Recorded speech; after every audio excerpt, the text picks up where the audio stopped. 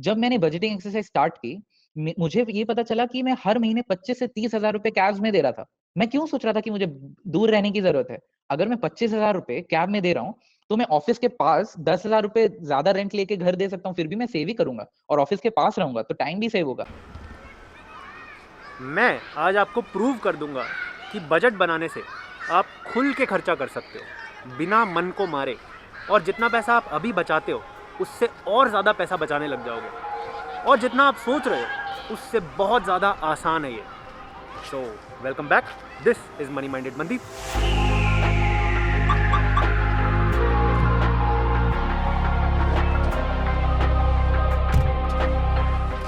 By the way, budgeting से याद आया, बचपन में जब मैं घर वालों से पैसे मांगता था तो मम्मी मुझे पैसे सिर्फ एक शर्त पे देती थी। मुझे अगर 20 रुपए मिलने होते थे तो मम्मी बोलती थी इसमें से थोड़े से पैसे बचा के ले आना, और मेरा बहुत दिमाग खराब हो जाता था। मैं उनको बोलता था कि यार जितना भी पैसा आप चाहते हो कि मैं बचा के लेके आऊं वो पहले ही काट लो, और मुझे सिर्फ उतना ही पैसा दो जितना मुझे खर्च करना है। पर ऐसा कभी होता नहीं था।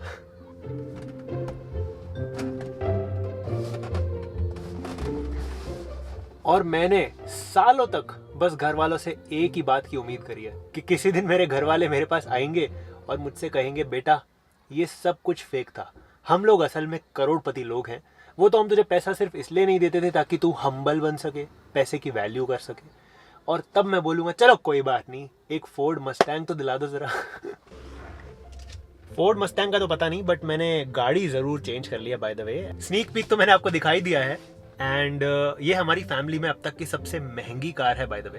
एंड अगर आप चाहते हो तो मैं एक नया वीडियो बना के आपको ज़रूर बताऊंगा कि ये कार हमने क्यों ली और कितने की पड़ी, कितना पैसा बचाया। After all I am money minded Mandeep. Oh, and special thanks plus shout out to Himanshu Malhotra, जो एक स्ट्रैटेजी कंसल्टेंट है by profession, but he is a big finance enthusiast. तो उन्होंने अपना टाइम निकाल के मुझे बजटिंग के इस मेथड के बारे में समझाया, and he also shared his opinions which are in this video. उनके साथ हमने और भी बहुत सारे वीडियोस किए हैं जिनका लिंक मैं डिस्क्रिप्शन में दे रहा हूँ। ये वीडियो देखने के बाद आप उनको भी चेकआउट कर सकते हैं।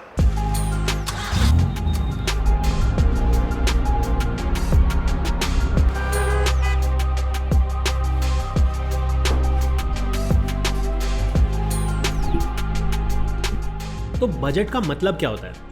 आसान भाषा में बोलें तो बजट एक स्टेटमेंट है जो ये बताती है कि आप कितना पैसा कमाओगे और वो पैसा कहाँ कहाँ आप स्पेंड कर रहे हो। पर 99% लोगों को बजट वर्ड सुनते ही ऐसा लगता है कटौती, रिस्ट्रिक्शन। उन्हें ऐसा लगता है कि हमें हमारे खर्चे काटने पड़ जाएंगे। अगर मैं आपसे पूछूं कार के जो ब्रेक्स होते हैं वो क्यों इंपॉर्टेंट हैं, तो काफी लोग इसका आंसर देंगे कि ब्रेक्स इंपॉर्टेंट हैं क्योंकि वो आपकी स्पीड को कम करते हैं, तो स्पीड को कम करने के लिए ब्रेक इंपॉर्टेंट है। बट मैं इसको ऐसा नहीं मानता। ब्रेक्स इंपॉर्टेंट है आपको फ्रीडम देने के लिए कि आप कितनी स्पीड ले सकते हो। मान लीजिए अगर आपके को 100 मीटर आगे रुकना है और अगर आपकी गाड़ी में ब्रेक्स नहीं है, क्या आप स्पीड लेंगे? नहीं, आप धीरे धीरे धीरे ही चलेंगे क्योंकि आपको पता है आपको वहां रुकना है और आपके पास ब्रेक नहीं है। बट अगर आपके पास ब्रेक है, आप खुल के कितनी भी स्पीड पे गाड़ी ले सकते हैं क्योंकि आपको पता है कि राइट टाइम पे जब रोकना होगा तो ब्रेक्स हैं आपकी हेल्प करने के लिए। तो brakes help you gain speed, they are not there to put a stop to your speed. ये बहुत इंपॉर्टेंट है समझना। सिमिलरली बजटिंग भी इसी तरह काम करती है। बजटिंग आपको आजादी देती है खुल के स्पेंड करने की जहां आपको नीड है, जहां एक्चुअली चीजें जो आपको मैटर करती हैं। तो इसलिए बजटिंग बहुत इंपॉर्टेंट है। तो बजट बनाने से आपको क्या फायदा होगा? इसका सबसे पहला फायदा है that you can spend money freely without any guilt. आपको लग रहा होगा मैं बोलने वाला हूं कि खर्चे काटने पड़ेंगे, बट मैं आपको जस्ट उल्टा बोल रहा हूं। आप खुल के खर्चा कर सकते हो। कैसे पॉसिबल है ये? बहुत ही सिंपल लॉजिक है। अगर आप महीना शुरू होने से पहले ही ये सारे खर्चों को आइडेंटिफाई कर सकते हो और अमाउंट भी डिसाइड कर सकते हो कि कितना पैसा लगने वाला है इधर, तो आपके पास एक बहुत बड़ी पावर आ जाएगी। That power is freedom to spend money. कैसे पॉसिबल है? इसको आप एक एग्जाम्पल से समझो। एक इंसान है जिसको मूवी देखना भी बहुत पसंद है, शॉपिंग पे जाना भी बहुत पसंद है और रेस्टोरेंट्स में जाके खाना खाना भी बहुत पसंद है। तो अगर ऐसे इंसान ने बजट बनाया और ये डिसाइड कर लिया कि मैं 1500 रुपये मूवी में स्पेंड करने वाला हूँ, मैं 5000 रुपये की शॉपिंग करने वाला हूँ और मैं 2000 रुपये का खाना भी खाने वाला हूँ, तो मतलब टोटल 8500 रुपये उसने इन 3 कामों के लिए रिजर्व कर दिए। और मंथ एंड पे उसको पता चलता है कि यार इतनी ज़्यादा मूवीज़ तो रिलीज़ ही नहीं हुई थी, 1500 रुपए में से उसने सिर्फ 500 रुपए की मूवीज देखी। इतने ज्यादा by one get one free offers भी नहीं आए थे, तो 5000 में से उसने सिर्फ 2000 की शॉपिंग करी और पेट पे उसका कोई कंट्रोल नहीं था, उसने 2000 रुपए का खाना तो फिर भी खा ही लिया। तो मूवीज के बजट से उसने बचा लिए 1000 रुपए और शॉपिंग के बजट से उसने बचा लिए 3000 रुपए। अब वो ये 4000 रुपए का कुछ भी कर सकता है, इस बात की उसके पास फ्रीडम है। वो चाहे तो इसको सेविंग्स में डाल सकता है, वो चाहे तो अगला जो खर्चा है वो बिना गिल्ट के कर सकता है, क्योंकि वो ये जानता है कि उसने बाकी जगहों पर पैसे सेव करे हैं। ये इनफैक्ट आपको कंट्रोल ज्यादा देगा और आपको खुल के स्पेंड करने का मौका देगा, क्योंकि अब आप श्योर हो सकते हो कि हाँ मेरे पास हैं पैसे। और अगर आपके पास, आपने बजट किया हुआ है और अगर आपके पास आपने मान लीजिए डिसाइड किया कि 10% सेविंग करनी है हर महीने और आप कर रहे हो, उसके बाद अगर आपको एक फोन खरीदना है और आपके वो प्लान में आ रहा है कि इससे मेरी सेविंग्स हैम्पर नहीं हो रही है, तो आप बिना टेंशन के, बिना गिल्ट के आप वो फोन ले सकते हो। तो ये सारी चीजों में बजटिंग बहुत हेल्प करती है। बजट बनाने का दूसरा फायदा है कि आप अपनी ओवर स्पेंडिंग को कंट्रोल कर सकते हो। जब आप बिना लिखे खर्चा करते हो तो आपको पता ही नहीं चलता है कि आप किन किन जगह पर ओवर स्पेंड कर रहे हो, और जब आप यही सारे काम लिख के करते हो तो आप ओवर स्पेंड करते ही नहीं हो, क्योंकि आपने मंथ की स्टार्टिंग में डिसाइड कर लिया था कि आप कहां कहां कितना खर्चा करने वाले हो। और अगर आप ओवर स्पेंड करते भी हो तो आप आइडेंटिफाई कर पाओगे कि कौन से एरिया में आप ओवर स्पेंड कर रहे हो और कहां आपको इंप्रूवमेंट की जरूरत है। कई बार आपको ये पता चलेगा कि अरे मैं वीकेंड पे दोस्तों के साथ पार्टी करने में महीने का 12 से 15,000 उड़ा देता हूँ, ये तो बहुत ज्यादा है। इससे अच्छा तो मैं सेव करके लद्दाख की ट्रिप कर लूं। तो ये आपको कब पता चलेगा? अगर आप हर हर हफ्ते 1500 2000 बिल दे दिया, किसी ने स्प्लिट वाइज पे डाल दिया, आपको आइडिया ही नहीं लगेगा कि आप कितना कर रहे हो। आप बजटिंग करोगे तो आपको ये सब चीज पता चलेगी। बजट बनाने का तीसरा बहुत बड़ा फायदा होता है एक रियलिटी चेक मिलना। आप अपनी करंट स्पेंडिंग हैबिट्स को एनालाइज करके ये पता लगा सकते हो कि जिस स्पीड से हम जा रहे हैं, जितना पैसा हम मंथ में सेव कर पा रहे हैं, क्या वो काफ़ी है हमारे नियर टर्म और लॉन्ग टर्म गोल्स को अचीव करने के लिए।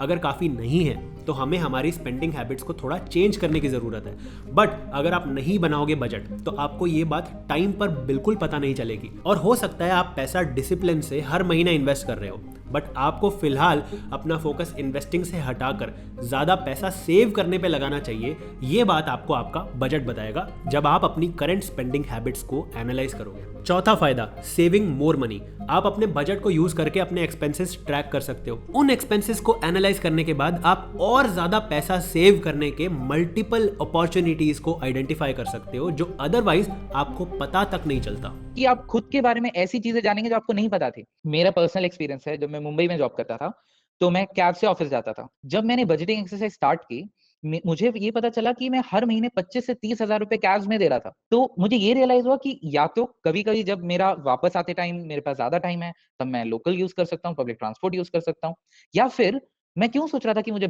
दूर रहने की जरूरत है। अगर मैं 25,000 रुपए कैब में दे रहा हूँ तो मैं ऑफिस के पास 10,000 रुपए ज्यादा रेंट लेके घर दे सकता हूँ, फिर भी मैं सेव ही करूंगा और ऑफिस के पास रहूंगा तो टाइम भी सेव होगा।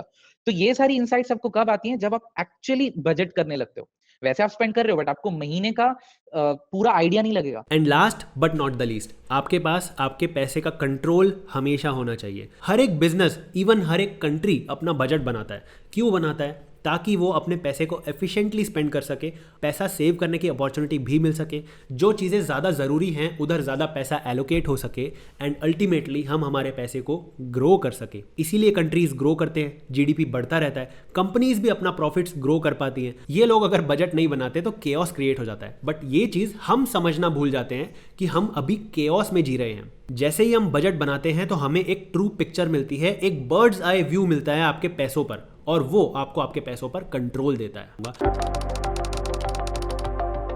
तो बजटिंग के बहुत अलग अलग मेथड्स अवेलेबल हैं, बट अपन बात करने वाले हैं सबसे इजी और इफेक्टिव मेथड की। बहुत वर्षों पहले जब मनुष्य की पहुंच में चल दूरभाष या फिर संगणक नहीं होते थे, मतलब कंप्यूटर या मोबाइल फोन नहीं होते थे, तो लोग बजट कैसे बनाते थे? हर इंसान को ये तो पता ही है कि वो कितना पैसा कमाने वाला है अगले महीने, और ऐसे काफ़ी सारे खर्चे होते हैं। प्राइमरीली वो आपकी नीड्स होती हैं, वो भी आपको पहले से पता होती हैं। तो पहले लोग लिफाफे लेकर आया करते थे। अब हर लिफाफे पर वो एक खर्चे का नाम लिख देते थे। फॉर एग्जाम्पल, एक पे लिख दिया रेंट, दूसरे पे लिख दिया ट्यूशन फी, तीसरे पे लिख दिया ग्रोसरीज, चौथे पे लिख दिया इंश्योरेंस, और उन लिफाफों में उतना कैश भी रख देते थे। तो जिस दिन रेंट पे करने का टाइम आता था, वो पैसा अपनी जेब से नहीं, हफ्ता निकाल, I mean, रेंट तो दे दो भैया पिछले महीने का। ओ हाँ,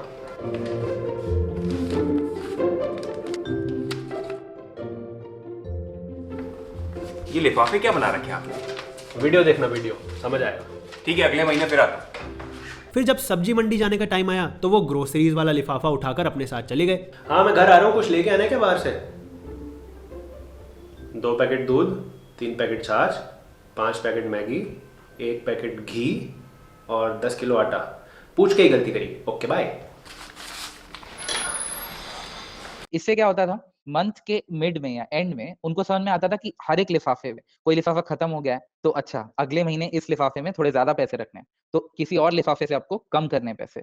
इस लिफाफे में हमारे पैसे बच गए, मतलब इस कैटेगरी में उतना खर्चा नहीं हो रहा, तो हम इससे निकाल के किसी दूसरी कैटेगरी में डाल सकते हैं। तो ये मुझे बहुत ही पर्सनली अच्छा सिस्टम लगता है, एनवेलप बेस्ड सिस्टम, और मैं इसी को यूज करता हूँ। फॉर्चुनेटली आपको फिजिकल लिफाफे रखने की जरूरत नहीं है क्योंकि अब हमारे पास एप्स आ गई हैं, बहुत सारी एप्स हैं। अगर आप गूगल करेंगे कि एनवेलप बेस्ड बजटिंग एप्स, आपको बहुत सारी मिलेगी।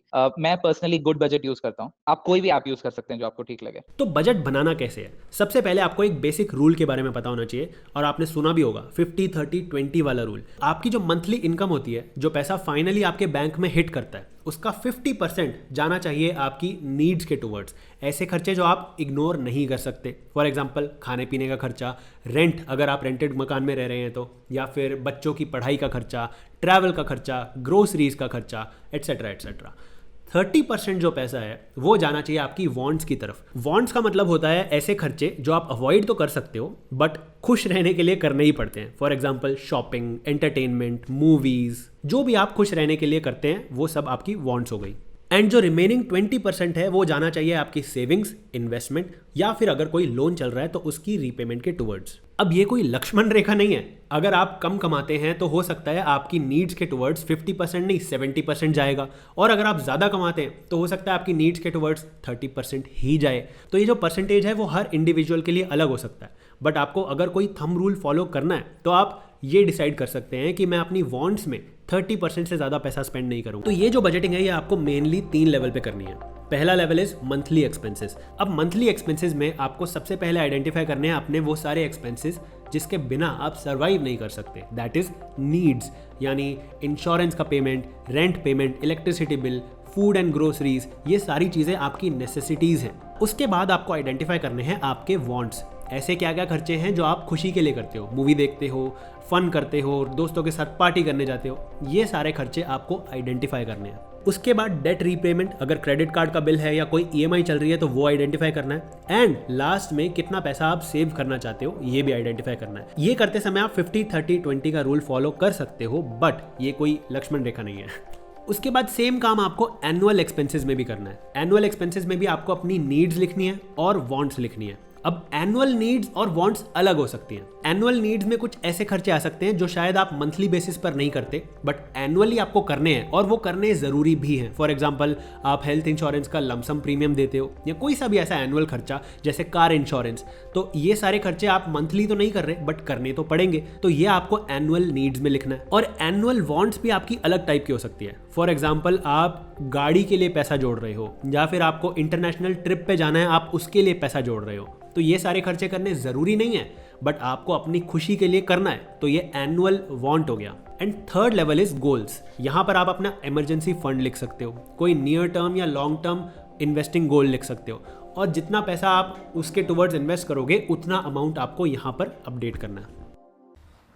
तो मैं चाहता हूं कि मैं आपको स्टेप बाय स्टेप बताऊं कि बजट कैसे बनाते हैं स्क्रैच से। मैं इनफैक्ट आपको एक बजट बना के दिखाऊंगा, बट इसमें प्रॉब्लम ये हो रही थी कि मैंने सोचा उसको इसी वीडियो में इनकॉर्पोरेट कर देते हैं, बट वीडियो काफ़ी ज़्यादा लंबा हो रहा है, तो मैं एक डेडिकेटेड पार्ट 2 बनाऊंगा इसका। अगर आप चाहते हो पार्ट 2 बहुत जल्दी रिलीज हो जाए तो आप कमेंट में लिखो लेट्स बजट, एंड एक होमवर्क दे रहा हूं आपको, वो अगर आप करके रखोगे पार्ट 2 रिलीज होने से पहले तो आप ही का फायदा होने वाला है। उसके बाद फिर आपको बस 10 से 15 मिनट का टाइम लगेगा अपना बजट बनाने के लिए, वो भी आप वीडियो के साथ साथ अपना बजट बना पाओगे। तो वो होमवर्क क्या है मैं आपको बताता हूँ। तो मैंने आपके लिए एक्सेल फाइल बनाई है सिर्फ इसलिए ताकि आप इसको डाउनलोड करके अपनी डिटेल यहाँ पर फिल कर सकते हैं। तो मैंने यहाँ पर मंथली नीड्स, एनुअल नीड्स लिखी हैं। उसके बाद आप नीचे अगर शीट चेंज करोगे तो आप मंथली वांट्स और एनुअल वांट्स भी देख पाओगे। फिर सेविंग्स एंड इन्वेस्टमेंट डिटेल्स भी आप अपनी फिल कर सकते हैं, एंड अपनी इनकम डिटेल्स भी आप फिल कर सकते हो मंथली और एनुअल बेसिस पे। ये लिस्ट मैंने 2 ऑब्जेक्टिव से बनाई है, एक तो आपको थोड़ा काम आसान हो जाएगा, दूसरा कई बार ऐसा होता है कि अपने मंथली एक्सपेंसेस किस किस टाइप के होते हैं वो हमें याद करने में बहुत प्रॉब्लम आती है। तो मैंने यहाँ पे 30 से भी ज़्यादा मंथली एक्सपेंसेस लिखे हैं, तो इनमें से जितने भी आप पे एप्लीकेबल हैं आप उसको रख के बाकी सब हटा सकते हैं, और कोई ऐसे एक्सपेंसेस जो पर्टिकुलरली आप पे अप्लाई होते हैं और इस लिस्ट में नहीं है वो आप इस लिस्ट में ऐड कर सकते हैं। ये एक्सरसाइज आपको करनी पड़ेगी, उसके बाद ही आप अपना बजट एक्यूरेटली बना सकते हैं। एंड आई प्रॉमिस यू यही एक्सरसाइज करने में आपको थोड़ा सा टाइम लगने वाला है, उसके बाद सिर्फ 15 मिनट का खेल है बजट बनाने का। तो लिस्ट मैंने आपको दे दी, आई होप उससे बहुत समय बचेगा आपका, क्योंकि सबसे ज़्यादा चैलेंज सोचने में ही आता है कि हम हर महीने कहाँ कहाँ खर्चा करते हैं। और आप इसी के लिए अपनी बैंक स्टेटमेंट को भी रेफर कर सकते हो, पॉसिबली लास्ट मंथ की या हो सके तो लास्ट 3 मंथ्स की बैंक स्टेटमेंट आप एनालाइज करोगे तो आपको पता चल जाएगा कि कहाँ कहाँ किस किस टाइप के खर्चे करते हो। तो अगर आप कुछ नाम गलती से भूल भी गए हो तो इस एक्सरसाइज से आपको वो याद आ जाएंगे। तो अगर आपको ये वीडियो पसंद आया है तो प्लीज़ सेल्फिश मत बनो, दूसरों के साथ शेयर करो। आप जागरूक जनता बन चुके हो, कॉन्ग्रेचुलेशंस, दूसरों को भी बनने का मौका दो। एंड अगर आप बजटिंग को इतना सीरियसली ले ही चुके हो, यहाँ तक देख ही चुके हो, बट आपने अभी तक अगर डीमैट अकाउंट नहीं खुलवाया है तो मैं आपको लिंक दे रहा हूँ डिस्क्रिप्शन में, ज़ीरोधा का। आप उस लिंक से डीमैट अकाउंट खुलवाएं, आपके पास एक ईमेल आएगा जागरूक इन्वेस्टर कम्युनिटी का पार्ट बनने के लिए, उसमें इंस्ट्रक्शंस लिखे हैं, आप वो फॉलो करेंगे तो आप हमारी कम्युनिटी का पार्ट बन सकते हैं। वहाँ पर हम regularly investment related topics discuss करते हैं जो आपको एक बेटर इन्वेस्टर बनाने में मदद करेगा। एंड इस बजट की मदद से अगर आप कोई एक्स्ट्रा पैसा सेव कर रहे हो तो उसको प्लीज़ टाइमली इन्वेस्ट जरूर करना, नहीं तो आप अपना पैसा ग्रो नहीं कर रहे, उसको वैल्यू में कम ही कर रहे हो due to inflation. I hope you know this. I will see you in the next video. Till then take care, bye.